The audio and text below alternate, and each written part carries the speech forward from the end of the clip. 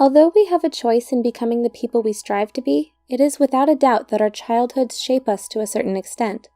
How we choose to react to different situations and the way we express ourselves are behavioral patterns that are formed starting at a young age when we first begin to learn how to make sense of our immediate environment.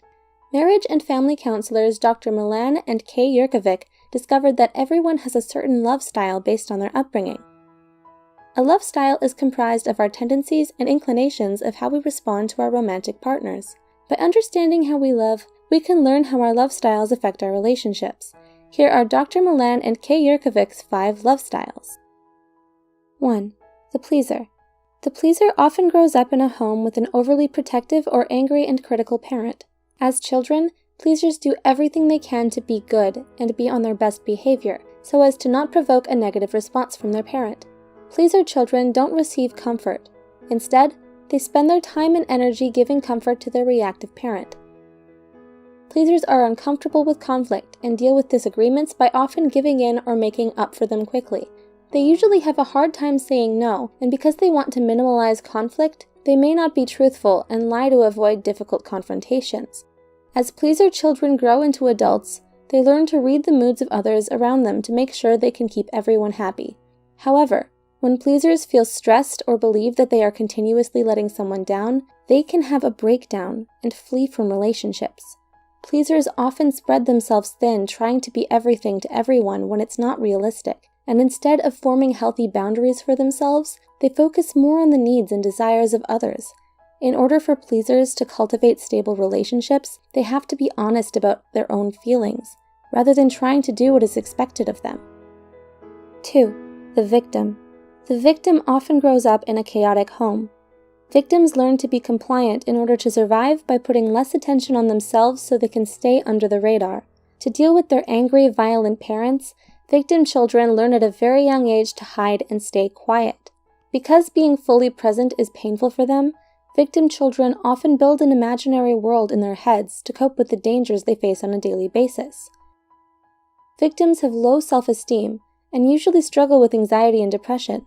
They may end up marrying controllers who mirror the same behaviors as their parents. Victims learn to cope by being adaptable and going with the flow. They are so used to chaos and stressful situations that when they do experience calmness, it actually makes them feel uneasy because they anticipate the next blow-up. In order for victims to cultivate healthy, stable relationships, they have to learn self-love and stand up for themselves when a situation calls for it, instead of letting their partner walk all over them. 3. The controller. The controller usually grows up in a home where there wasn't a lot of protection, so they learn to toughen up and take care of themselves. They need to feel in control at all times to prevent the vulnerability they experienced in their childhood from being exposed in their adulthood. People with this love style believe that they're in control when they can avoid experiencing negative feelings of fear, humiliation, and helplessness. Controllers, however, don't associate anger as vulnerability, so they use it as a weapon to remain in power. Controllers have rigid tendencies, but may also be sporadic and unpredictable. They don't like stepping out of their comfort zones because it makes them feel weak and unprotected. They prefer to solve problems on their own, and like getting things done in a certain manner. Otherwise, they get angry.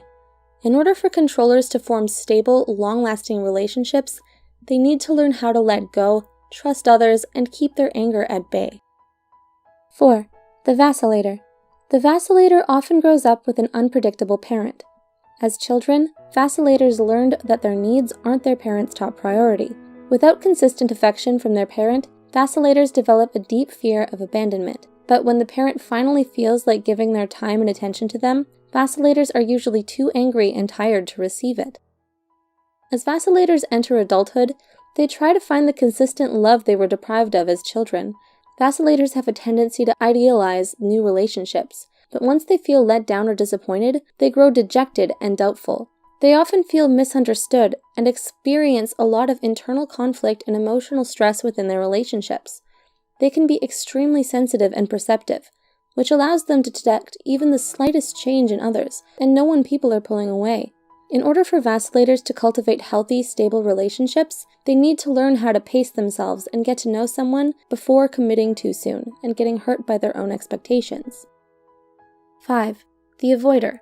The avoider often grows up in a less affectionate home that values independence and self-reliance. As children, avoiders learn to take care of themselves starting at a very young age and put their feelings and needs on hold to deal with their anxieties of having little to no comfort from their parents.